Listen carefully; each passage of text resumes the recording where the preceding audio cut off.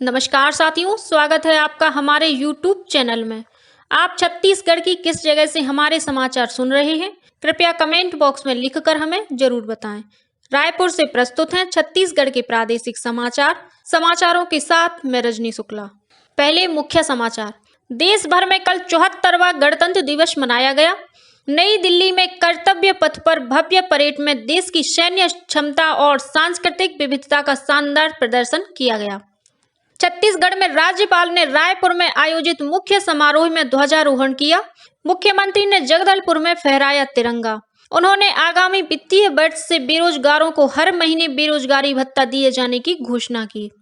केंद्र सरकार ने पद्म पुरस्कारों की घोषणा की। छत्तीसगढ़ की ऊषा बारले, डोमर सिंह कंवर और अजय कुमार मंडावी को पद्मश्री अलंकरण से सम्मानित किया जाएगा। और परीक्षा पे चर्चा का छठा संस्करण आज 27 जनवरी को नई दिल्ली के ताल कटोरा इंडोर स्टेडियम में आयोजित किया जाएगा। अब समाचार विस्तार से। देश भर में कल 74वां गणतंत्र दिवस मनाया गया। इस अवसर पर मुख्य समारोह नई दिल्ली में कर्तव्य पथ पर आयोजित किया गया। राष्ट्रपति द्रौपदी मुर्मू ने गणतंत्र दिवस आयोजनों में देश का नेतृत्व किया। इस वर्ष की परेड में मुख्य अतिथि मिस्र के राष्ट्रपति अब्देल फतेह अल सीसी थे। परेड कल सुबह राष्ट्रीय समर स्मारक पर प्रधानमंत्री नरेंद्र मोदी की पुष्पांजलि के साथ प्रारंभ हुई। पहली बार 3 महिलाओं और 6 अग्निवीरों ने भी परेड में हिस्सा लिया। तटरक्षक, केंद्रीय रिजर्व पुलिस बल, रेलवे संरक्षा बल, दिल्ली पुलिस, एनसीसी और एनएसएस की भी भागीदारी रही।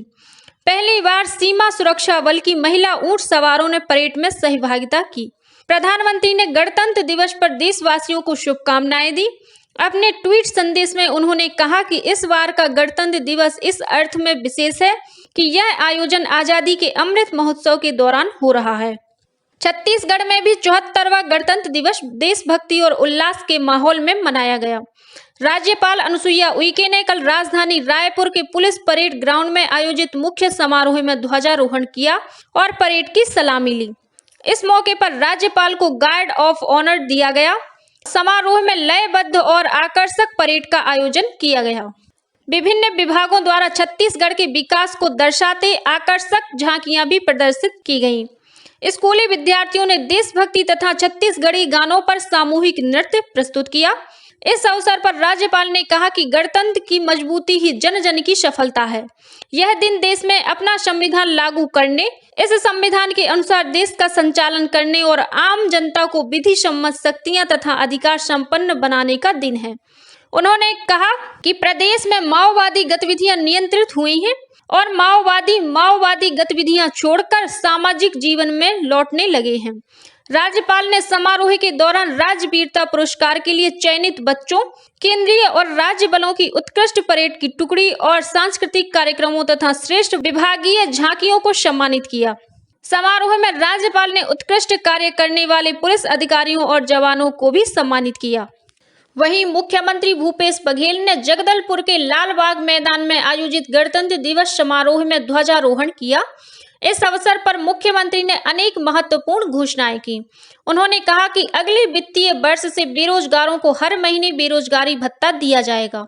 इसके अलावा आदिवासी पर्व सम्मान निधि के तहत आगामी वित्तीय वर्ष से सरकार बस्तर संभाग, सरगुजा संभाग और प्रदेश के अनुसूचित क्षेत्रों में आदिवासी समाज के पर्वों के उत्तम आयोजन के लिए प्रत्येक ग्राम पंचायत को 10,000 रुपए प्रतिवर्ष प्रदान करेगी। वहीं महिला समूहों, महिला उद्यमियों, महिला व्यवसायियों और महिला स्टार्टअप को व्यापार उद्योग स्थापित करने के लिए नवीन योजना शुरू की जाएगी। राज्य में छत्तीसगढ़ नवाचार आयोग का गठन किया जाएगा। इसके साथ ही रायपुर एयरपोर्ट में यात्री सुविधाओं को बढ़ावा देने, एयरपोर्ट क्षेत्र के वाणिज्यिक विकास और रोजगार सृजन के लिए स्वामी विवेकानंद विमानतल के पास एयरो सिटी विकसित की जाएगी। मुख्यमंत्री ने कहा कि छत्तीसगढ़ में कुटीर उद्योग आधारित ग्रामीण अर्थव्यवस्था को सुदृढ़ बनाने, रोजगार और लोगों की आय बढ़ाने के लिए ग्रामीण उद्योग नीति बनाई जाएगी। वहीं उद्योग विभाग द्वारा विकसित औद्योगिक क्षेत्रों में स्थित इकाइयों को संपत्ति कर के भार से मुक्त किया जाएगा। मुख्यमंत्री ने खारून नदी पर उत्कृष्ट रिवर फ्रंट विकसित करने की भी घोषणा की। इसके अलावा प्रदेश में विद्युत शिकायत के निराकरण के लिए आधुनिक ऑनलाइन निराकरण प्रणाली विकसित की जाएगी।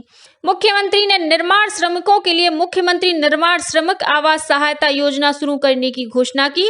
इसके तहत छत्तीसगढ़ भवन और अन्य सन्निर्माण कर्मकार कल्याण मंडल में लगातार 3 साल पंजीकृत निर्माणी श्रमिकों को स्वयं का मकान बनाने के लिए 50,000 रुपए अनुदान दिया जाएगा।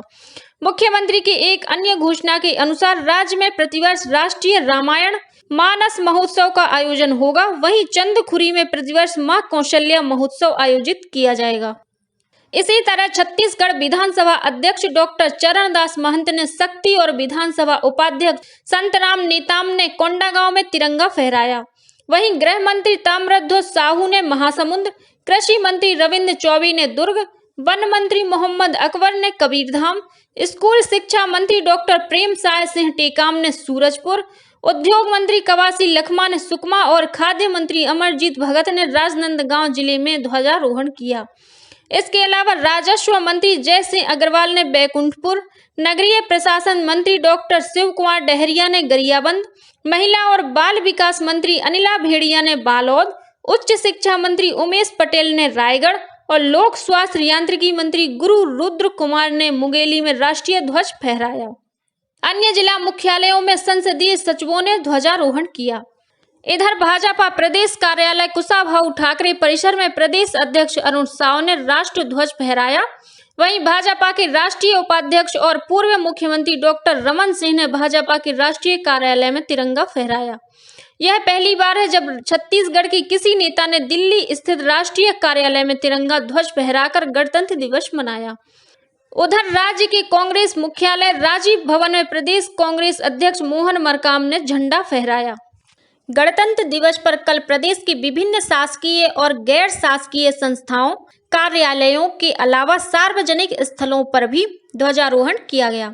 छत्तीसगढ़ उच्च न्यायालय के मुख्य न्यायाधीश न्यायमूर्ति अरूप कुमार गोस्वामी ने छत्तीसगढ़ राज्य विधिक सेवा प्राधिकरण बिलासपुर में ध्वजारोहण किया। वहीं अपर मुख्य सचिव सुब्रत साहू ने रायपुर स्थित मुख्यमंत्री निवास में ध्वजारोहण कर परेड की सलामी ली।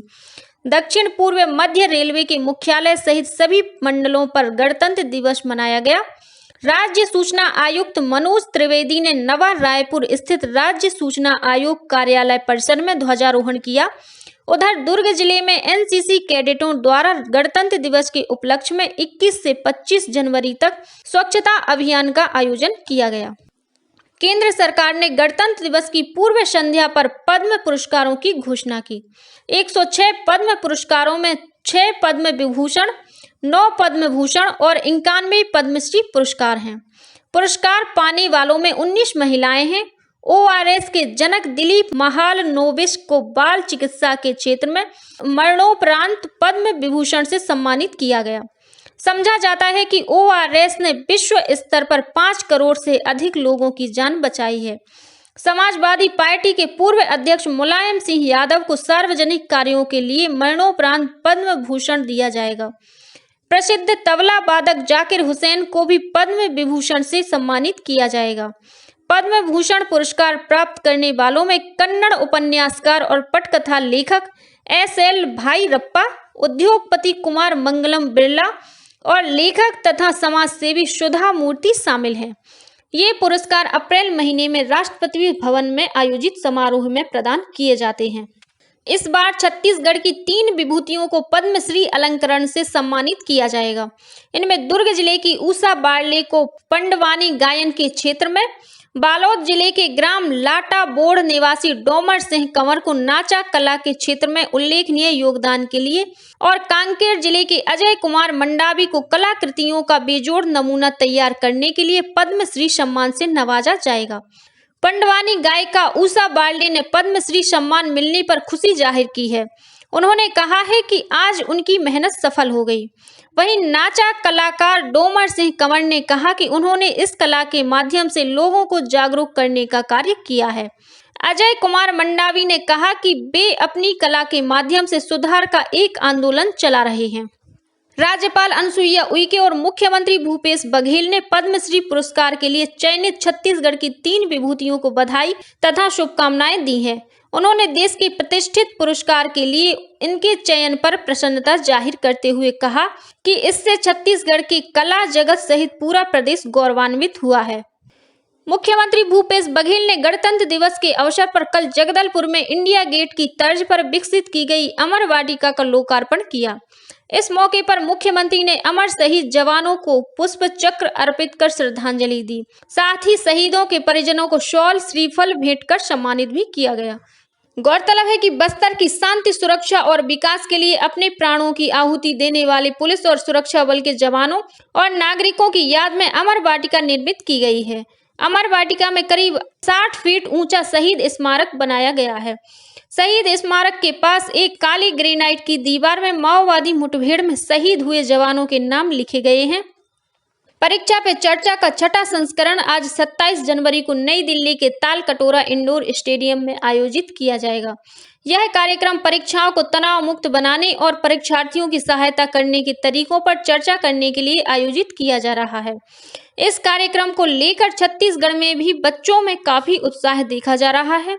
केंद्रीय शिक्षा मंत्री धर्मेंद्र प्रधान ने बताया कि इस वर्ष परीक्षा पे चर्चा के लिए 38 लाख से ज्यादा विद्यार्थियों ने पंजीकरण कराया है, जो पिछले वर्ष की तुलना में 50% अधिक है।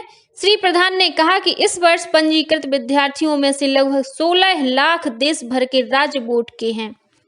केंद्रीय वित्त मंत्री निर्मला सीतारमण की मौजूदगी में नई दिल्ली में कल परंपरागत हलवा समारोह मनाया गया। हलवा कार्यक्रम का आयोजन पूरा होने के साथ ही वित्त वर्ष 2023-24 का केंद्रीय बजट से संबंधित दस्तावेजों की छपाई की प्रक्रिया भी शुरू हो गई। इस बार का केंद्रीय बजट पूरी तरह पेपरलेस होगा। वित्त मंत्री 1 फरवरी को संसद में बजट पेश करेंगी। राज्य सरकार ने प्रदेश के सरकारी स्कूलों में 9वीं से 12वीं तक की कक्षाओं का सालाना शुल्क निर्धारित कर दिया है। स्कूल शिक्षा विभाग द्वारा जारी आदेश के अनुसार हाई स्कूल के विद्यार्थियों को 410 रुपये और हायर सेकेंडरी के विद्यार्थियों को शुल्क के रूप में 445 रुपये सालाना देने होंगे। गौरतलब है कि प्रदेश में 1ली से 8वीं कक्षा तक की शिक्षा निःशुल्क है। इसी के साथ छत्तीसगढ़ के समाचारों का ये बुलेटिन समाप्त हुआ।